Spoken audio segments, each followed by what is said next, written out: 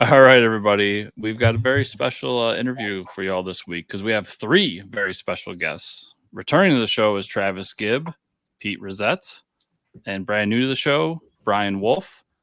For those that don't know, we do this, once a year, Travis, for the Cthulhu Invades kind of conversation. So here y'all are. Welcome to the show. Yeah. Glad to have everybody here. I have a question for you, Chris. I am the highest guest, right? I'm one more episode than Mike. That's where I'm at. I thought you meant like how much weed you smoked on the show, but yeah, sure. Like, I've smoked zero weed on the show. Yeah. Well, it's all smoke and mirrors back here. Just what type of smoke, you don't really know. But yeah, you've definitely outdone me on the show. I'm only at about 75 episodes out of the 382. So I've lost count. I think you have to have Colin beat by now. Yeah. If you don't have Colin Bunn beat, then you could we'll put you in a ring and we'll let you guys just duke it out that way. I pay good money for it. I mean, he's a big gamer. We could probably play some sort of board game, and like at least you can get content from him. Because fighting, I think both of us being comic creators and both of us being overweight, I've seen pictures of both of us. It's not going to work out and be exciting for anybody. The key to getting Colin Bunn back on your show is ask him about his Aquaman run. Oh yeah. His Aquaman run. Yes. I don't even remember him having an Aquaman run. What did he do? He did a new 52 Aquaman run that people hated. And I remember I asked him a question about it, and he got so mad. He started calling me a fanboy and shit. But he came back. Jeff Johns? Like he replaced Jeff Johns, and that's why they hated him? It was two runs after Jeff Johns, I believe. Yeah, it's hard to follow. Yeah, he did like a Swords of Atlantis thing. And you asked him about that, and he was like, wow, what fanboys have you been talking to? Yeah. All the fanboys want to talk about it. Yeah, he's like, that's all they ever want to talk about. It's like, damn, dude, I'm sorry. Then he came back a dozen more times. Yeah, he was a good sport. I now want to read his Aquaman run. I'm going to try. No, you really don't, though. But you can. It's nowhere near as bad as people say it is. Yeah, it's not bad. Colin, we love you. So let's talk about Cthulhu Invades. This next set, Volume 4, we're going to Wonderland, right?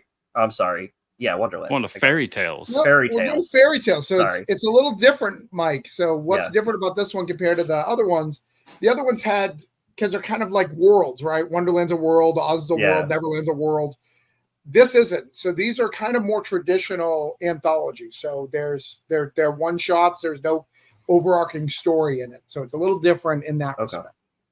And the last few volumes always had is it kind of the same structure? The first initial pages and the last few pages all have that like bigger story, or those aren't included this time? That is not included in this. It is part of the bigger story. If you remember in Oz, she shows him a whole bunch of fairy tale books, so he invades. So it is in continuity of the other one, but we don't make a big deal about it because it's really hard to tell a story through art. But the positive is it gives me a lot of freedom. And I'll be honest, like it gives you the best stories, because I'm literally, when someone submits now, I'm literally picking the best story versus, are you the best story? Do I trust you to get everything done? Is this the best? Like I factor in so many different things when I'm doing an overarching story. Can you work well with me? Like versus like, I don't care if you work well with me. Can you tell a good story in 8 to 12 pages? Yes. Yeah. All right, cool. You're in. Can you not? No, you're not. That's it. So it has its own little thing, and we're going to do this for 3 volumes, and then we'll go back to the overarching continuity and all the fun stuff over there. Okay. I think that's a cool shift, probably, and like you said, it makes it a little bit easier for you to handle. And editing wise, the continuity, that's always a struggle, right? When you're trying to keep all that stuff in line, or not so much. Peter, what do you think? Is it hard to? It's a lot more collaboration in that regard. Yeah. So it's definitely, there's a lot of pre-planning before people even really finish their scripts. And there's a lot of people that have to change parts of their scripts around when you have that sort of line through continuity that with this one, we just didn't have to worry about. That's nice. I picture go ahead. It allows us to go darker too, because when you're doing a through line, you still want the 3-act structure. So like you have to have darkness at different spots, and you have to go up and down. This one, because they're all short stories, I allow it to go darker. We even have some nudity in this. Like it's wild.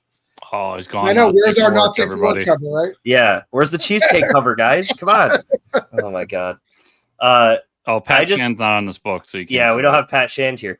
I will say, when I hear Pete talk about that, I just picture his office as like the Always Sunny in Philadelphia meme, and he's got like all these lines running crisscross of like one's picture of Cthulhu, one's just a picture of like fairy tale people or characters, and he's like, these can't cross. They have to stay separated. But I think that's a cool idea, because then you can probably kill more people off too, right? If you want, like, I mean, yeah, effectively you could do whatever you want within your own story, because it's self-contained within that story's universe. You don't really have that same sort of thing. It's actually for Neverland. That's one of the reasons the story I wrote for that was the way I wrote it. I wrote it in such a way that the main character was effectively immortal, so you could kill him and he would just come back. So anybody after that could use him, and no one would have to even worry. Oh, can I use him? Because even if somebody else used him and killed him, doesn't matter. Right. The comic book science applies. Yes, exactly. We killed Wolverine, but he's back. So, Travis, I remember at one point this was pitched as part 1. Is this still part 1, or did you drop the part 1? No, this is part 1. We have 3 volumes of Cthulhu Invades Fairytales. So there's 3 overarching stories that are going. So it's kind of the next trilogy, right? The first one was the first trilogy. This is the second trilogy, and that's why you see on like cover A, it's got like the gold thing. That'll be the trim, and it'll help you understand the difference between the two, right? Like you'll know, oh, this is kind of a different thing when you deal with it. So that's kind of to represent that this is different, this is kind of new, and you can tell it on the shelf too, and it helps people who are trying to sell it definitely stories. Hey, this is a little darker. This is more traditional storytelling, traditional anthology versus continuity storytelling. But yeah, there's 3 volumes. So for the next, we do 1 this year, and then I'm thinking we'll probably do 2 next year. So we'll probably do 2 of these next year, volume 2 and 3 next year. Let's talk about the covers for a minute, because Chris had them pulled up there for a second.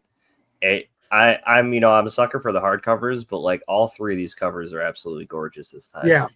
I mean, like not that they were last time, but I had a hard time picking which one I wanted. I think they're all just like, I mean, I love the purple in the first one. This is why, Mike, you gotta live the cover A lifestyle. Cover A every time. Let the creator choose the cover A for you. I don't know if I could do that. I don't know. The second one is amazing too, with all the characters and the shattered mirror. That's amazing. And that is all the characters, Mike. Yeah. That's all 20 stories. Oh, wow. Yeah. That's awesome. It's a great cover. Oh, yeah. To be honest. And then you have the last one, which is the hardcover, which is like, you have the Little Red Riding Hood, but it's almost like the Great Wolf instead of the typical like wolf we know dressed up in the grandma's outfit. Well, there's a couple of Easter eggs too. If you notice the apple, and then on the ground is the glass slipper. So there's a lot of Easter eggs. This cover is so good. It's so good. I'm so excited about the hardcover. We signed him for a 3-book deal.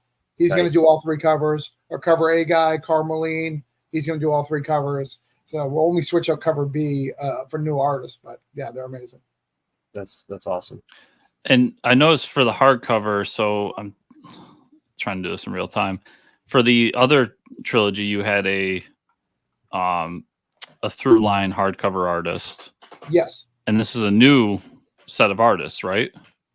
Correct. Yeah, we replaced all that. So for cover A and C for regular Cthulhu, we had the same artist. We had Etienne for cover A, and then we had Kyle Willis for the hardcover. And then this is the same thing. We have a through line of covers who do A and C. And I think that's important when you're doing these kind of things. Like, you want it to kind of look the same, right? To feel the same when someone pulls it off the shelf. It's the same cover artist. But that's why we switched it up to go, this is different. This is a different book. Okay, yeah, because I really like the painted style he did with the when he took the pages and painted on top of that. Yeah, what you got right there. And I was curious why that didn't come back for this one. I really like him.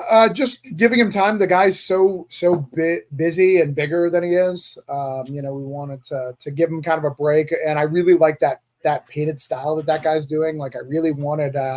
I really wanted when you think of fairy tales, you think of all these like painted like motifs that you've seen over the years. So I really wanted to do that for it. That's cool. Let's talk a little bit about everybody's individual stories in the book. So let's Travis, start with Brian, since he hasn't had a chance to talk. Let's go with Brian. Brian's the closest to me now. So Brian, let's talk about your story in Cthulhu Invades. Tell us a little bit about it. Yeah, so the script was by Chuck Satterley, and it came to me. It was a story I'd never read before. I'd read some Grimm fairy tales, but this was like, I think, number 156 in the list. So he went deep, and found the story of the owl in the barn. In the story, it's sort of an escalating tale of this, people hearing this noise in the barn, not knowing what it is, and culminates in them setting fire, the whole village setting fire to the barn.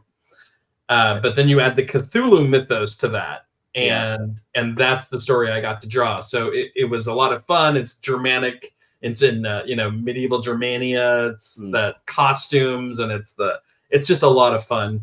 I got to really play with textures and stuff. It was a good deal of fun it's a 5-page story. And Travis was surprised. I made my Cthulhu monster a little purpler than most people would be would know him. But yeah, that's the story that I got. Yeah, and you can see it there, based on the owl there, and Tall Tales, it's called. But yeah, so it was your idea to incorporate all that purple in the.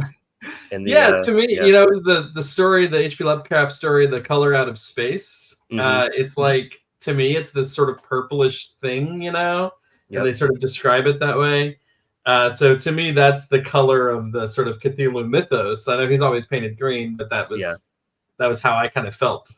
I feel like purple goes well with like cosmic horror. Yeah, like galaxies and unknown beings and all that shit. Yeah, that's awesome. I'm just blushing over it because I love purple, so I'm ready for that. More purple at Cthulhu. If you can hear that, Travis, that's my. Well, this is our purple year. Surprised by Travis's then. Yeah, right. This is the purple year. Hell yeah! So all the bookmarks are purple, unlike the green that we did before. So it's purple. This trilogy is purple. So you'll be very happy to know. Yeah. Oh yeah. But I am doing Rumpelstiltskin, and what I did was really interesting. So H.P. Lovecraft wrote a character called Cthuhlu, but here's the interesting thing about Cthuhlu. Cthuhlu is basically Wendigo. It's a Wendigo-ish kind of creature. He didn't name the character, and the name of the character is not public domain, even though he's used the character in another one. So I thought that was such an interesting thing to do with Rumpelstiltskin when you're talking about name.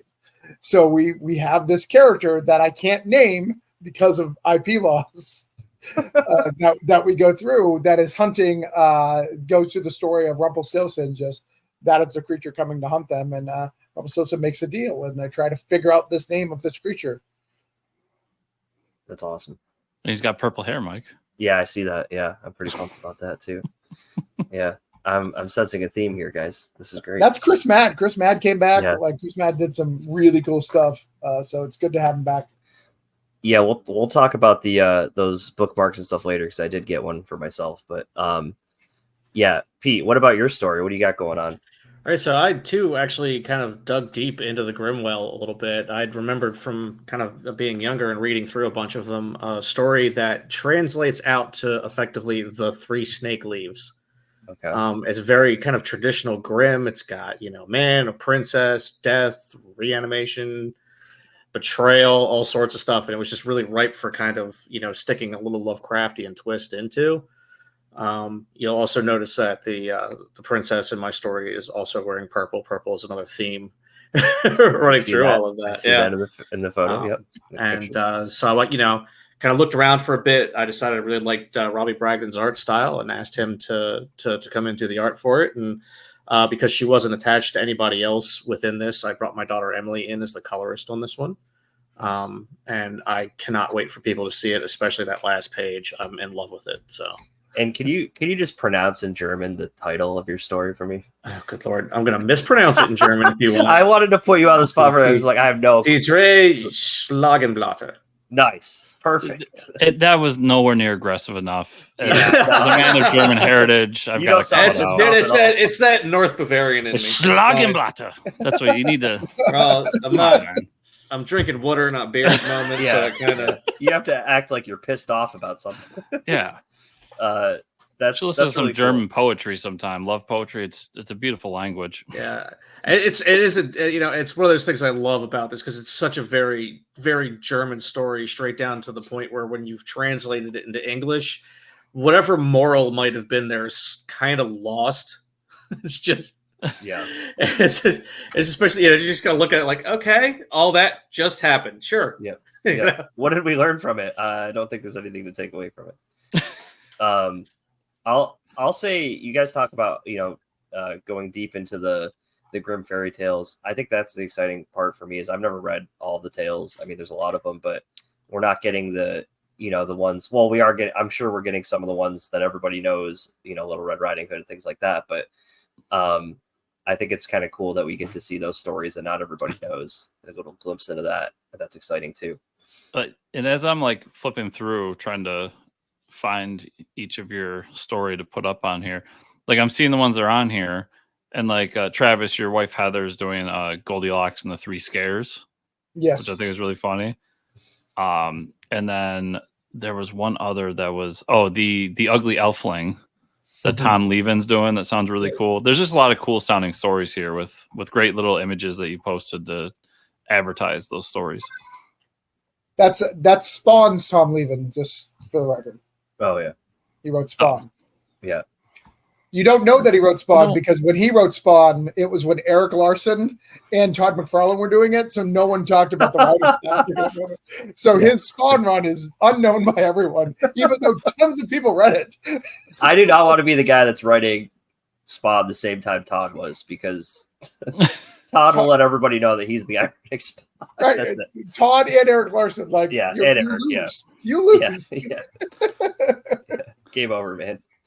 I think this is awesome. Travis, can you talk about, I mean, we have Brian here, who's a new creator on the project, but what do you think the number is between like returning creators and new creators you have in the book?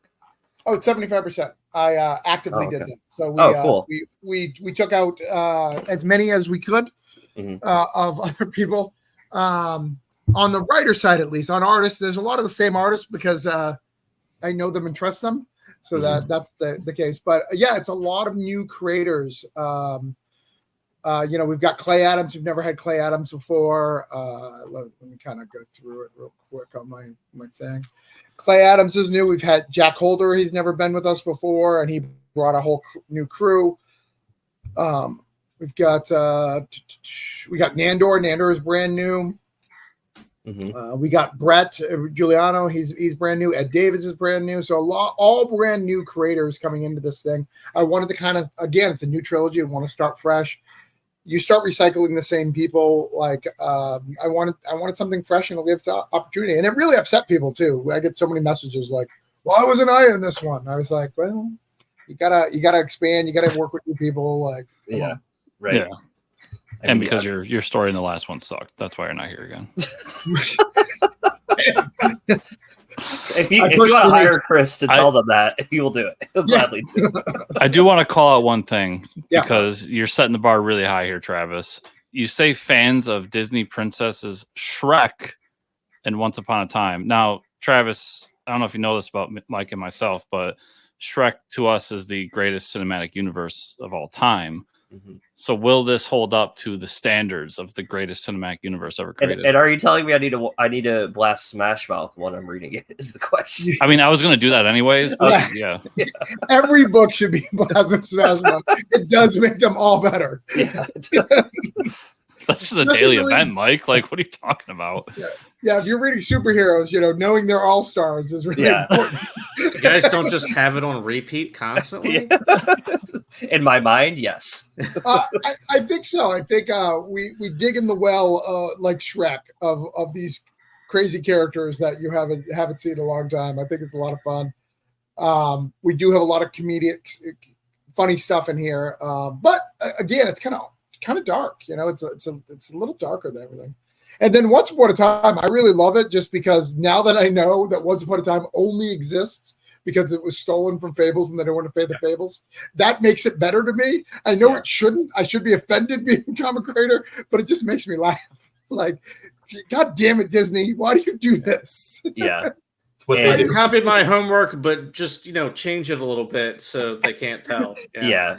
And whenever somebody brings up Once Upon a Time, I'm always like, have you ever heard about Fables? And they're like, what? No, it's Once Upon a Time. And I'm like, no, there's this thing that existed, and there's a lot of it, and it's so much better, I feel like. But sorry, my cat went nuts in the next room, so I had to do something. Okay, that's all right. We're carrying on just fine. Let's talk about let's go through the Kickstarter again and see what you guys are offering, because you talked about the bookmarks, which is awesome because you had the metal bookmarks, right? You did that last time. Yeah, people love those. Yep.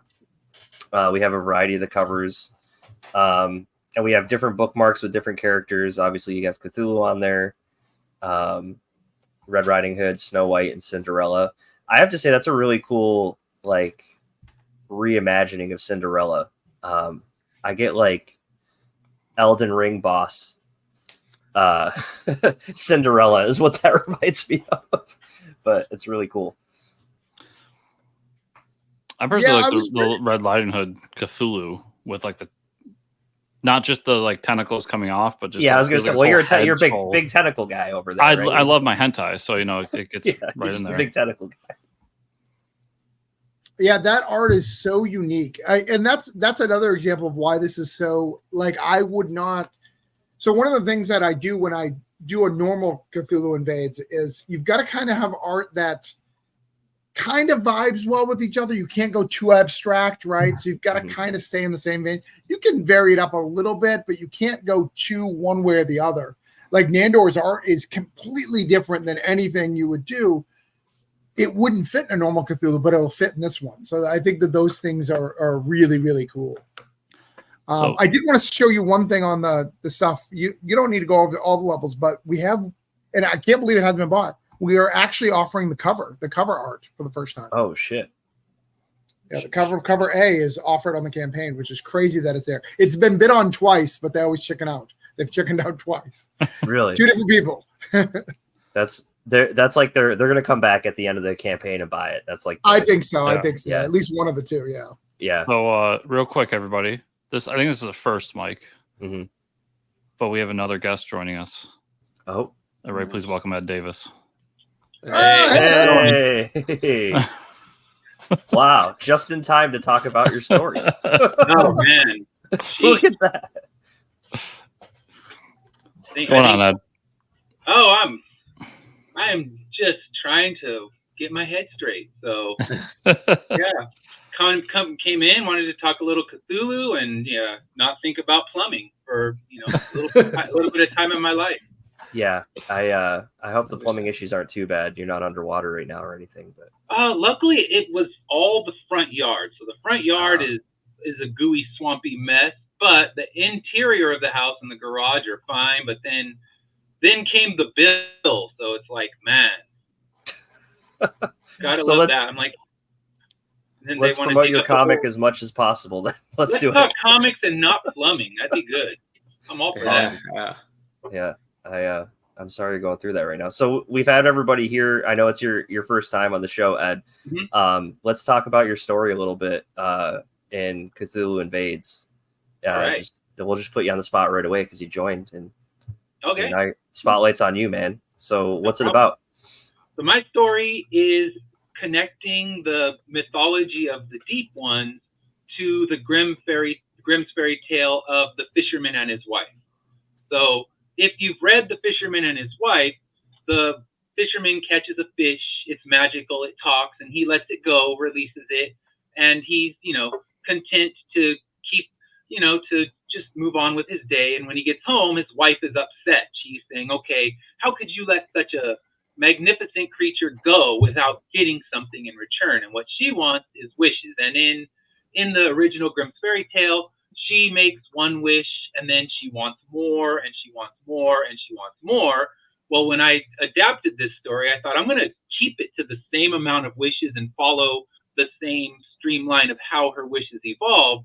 But the twist in the story that I did was each time she makes a wish, she begins to start to transform into a deep one herself, because her final wish is to have immortality. And if you know the mythology of the deep one, they are all immortal. So she gets what she wants, but has to become a deep one in order to do that.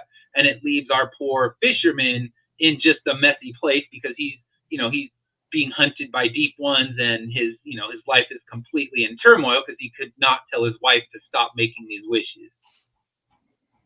Yeah, I can see where that'd be a little bit of a problem. Yeah. Is it safe to say yours is probably a little more gruesome and dark than the original story, or? I would say so. Yeah. Because, I mean, the original story, it's just more about greed, and she reaches a point where she wishes too big, and they get reset back to exactly where they started. They're in their shack that they began with. They have no money, and she got a bigger house, she got a castle, she wanted to become the Pope, she got that, and then she wanted to become a god herself in the original story. And in mine, it's kind of, all right, wish granted, you want to be an immortal, powerful deity, now you're a deep one, and her presence is what sets it off, where they have enough power to summon Cthulhu in the end. No, that sounds awesome. It's really cool. I'm looking forward to all the stories. And I mean, Travis, you talked a little bit, you said the cover art's available for this one. It's never been available for any of the other projects, right? Yeah. What about these boxes here, these collector boxes? I saw these were on here. You've had these before, right? Yeah, so we've had the boxes before, but what it comes with is normally if it comes with bookmarks. So the soft cover comes with 2 bookmarks. The bookmarks, the hardcover one comes with 4. It comes with magnets from the campaign. It comes with postcards like art prints. Comes with stickers and a really cool box here. I've got one right here. A really cool box that all your stuff fits in, which is nice. Or if you make a Neverland and it's 200 something pages, it does not. It only fits a couple. It doesn't fit all 3. But most of the time, it'll fit all 3. That's awesome. No, I think it's a great idea to put it all together in a collector's box. And look at this one here with the original art plus the hardcover edition. There it is. Yeah, I mean, you'd be paying if you bought original art. That original art would probably cost you around $550, $600 anyways. So so really, it's a pretty good deal. I mean, because Carmeline has a lot of credit, right? He's got Young Avengers, he's got Superboy, he's got Buffy. He did a lot of Buffy, so he's got a lot of art credit in that stuff. So I also just love pulling up this Kickstarter because this picture of Travis shows up every time. Everybody, me just hanging out. Look how young I look. Yeah, AT-AT. So young, full of life and stories. Most likely taken to the Dunkin' Donuts. It was an AT-AT in line. I didn't want to miss it, so I took a pose real quick. Oh man, that's amazing. So we have about 20 days to go, probably a little less than that when this recording goes up, but we talked about it's a little different than the last series because it's more of an anthology, not a whole lot of continuity built into it. Is there anything you want to talk about more about the stories of the book itself, before we wrap up with everybody today? Anything you really want to hammer home for people listening? Or I guess the big thing is if you've never tried one out, this is a good one to try out because it gives you a taste of a lot of indie comics.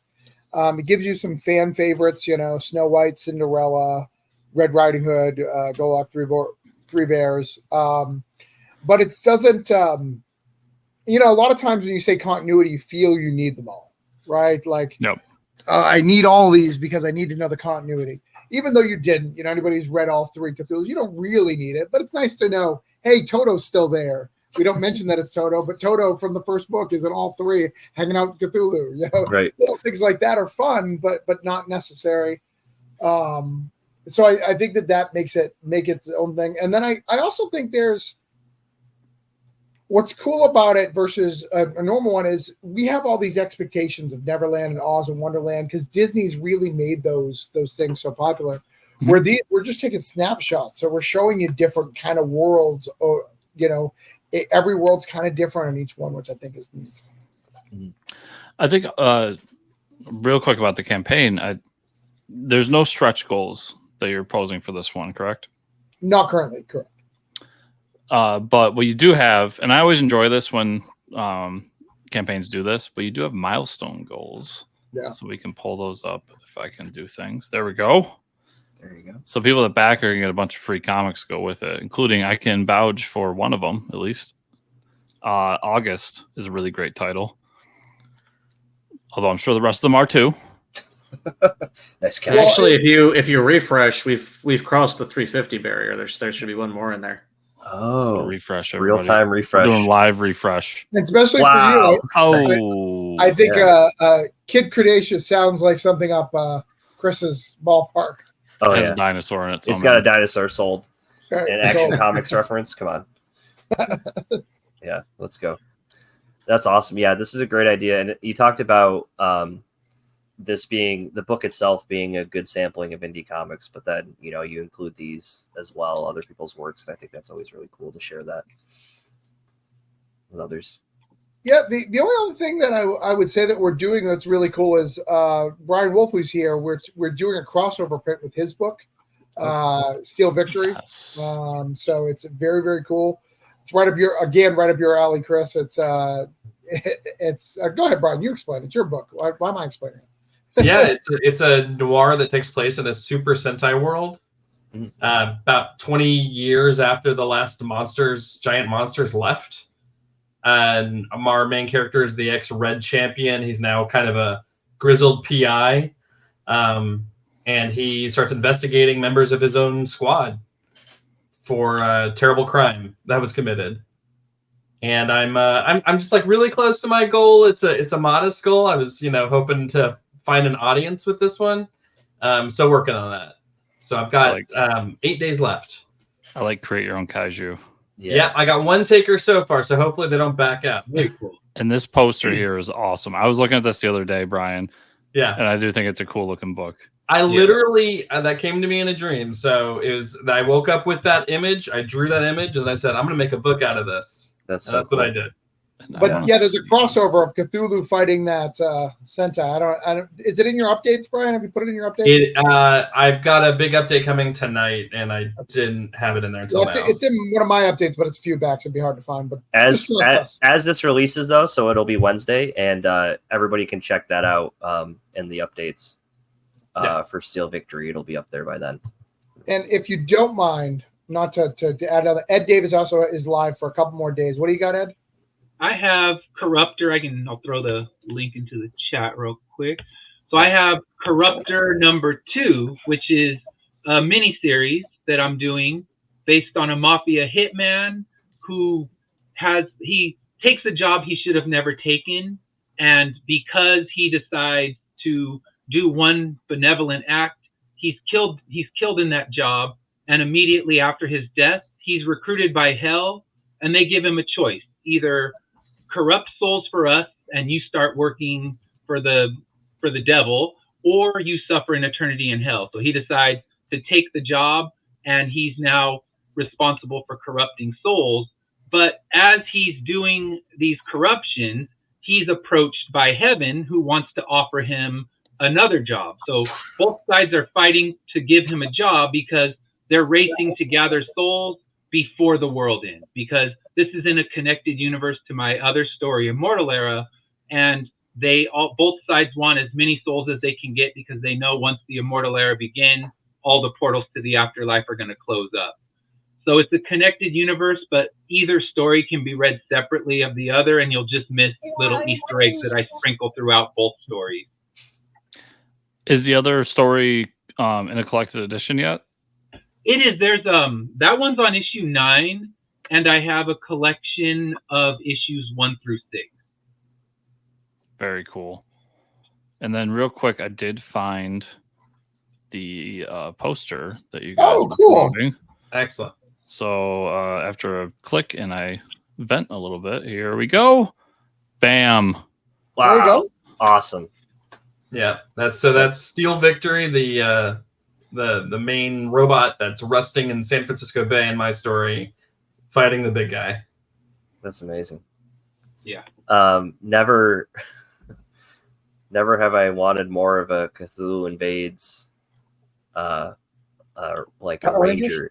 Yeah, like I didn't want to say Power Rangers straight up, but like a Ranger universe. Yeah, that would be sick. That would be pretty amazing. Yeah, it needs to happen. Travis, you gotta do it. I guess you gotta wait for the IP to be legal to use. But yeah, that's the problem. 70 years. Yeah, Based on math, I'm going to be dead before that. Ed. I think we all are. I think it's actually we're gonna pull a Walt Disney on you and just freeze your head. Yeah. Okay, there you go. That's fine. We'll have a time capsule that someone digs up, and it'll just be Travis speaking to them like, "This is what you must do." Like, we're finally ready for Cthulhu Invades Power Rangers. Yeah, it finally happened. We're like, wait, we thought you'd have like the secrets of the universe. You buried your head in the dirt so long ago. They're like, no. Mike, we're gonna be in our 90s, and then all of a sudden Travis comes out of nowhere. It's like Cthulhu Invades is back, everybody. Yeah. New IP has come available. Be at the senior home passing out copies. It'd be great. Yeah, I'm really excited for this next installment. All these stories look great. The art looks fantastic. The use of purple, always down for that. Really appreciate everybody being here today. Any other final thoughts before we sign off here today, guys? Anything else you want to say? No, but I thank you for having us. Yeah, indeed. Always. Thank you for having me. Sorry, life made me very late, and my only thought is plumbing sucks. But yeah, right. Completely unrelated to comics. We can all attest to that. Yeah. Well, we appreciate you all stopping by, and to everybody watching and or listening, as you know, there will be links in the show notes down below. On top, I will have the Cthulhu Invades Fairytales link, but I also include the other two campaigns that we talked about here, so that you can back Steel. I'm already forgetting the name, but Victory. Steel Victory.